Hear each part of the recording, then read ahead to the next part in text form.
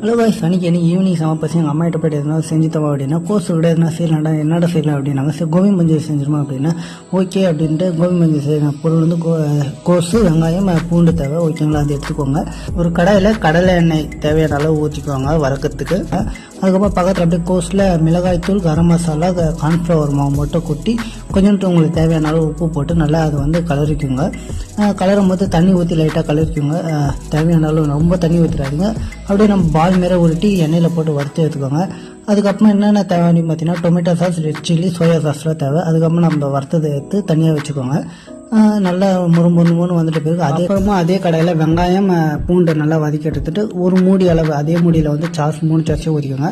அதை நல்லா கலரி விட்ட பிறகு நம்ம செஞ்சு வச்ச கோபி மஞ்சள் எடுத்து நல்லா போட்டு வதக்கிக்கோங்க. அதுதான் நம்ம கோபி மஞ்சள் ரெடி. உங்கள் வீட்டில் ட்ரை பண்ணி பாருங்கள். எப்படி இருக்குன்னு மறக்காம கமெண்ட்டில் சொல்லுங்கள். எங்கள் வீட்டில் நல்லா இருந்துச்சு அப்படின்னு நம்ம சேனல் சப்ஸ்கிரைப் பண்ணுங்கள். அப்படியே இன்ஸ்டாவில் போய்ட்டு ஃபாலோ பண்ணுங்கள். தேங்க்யூ.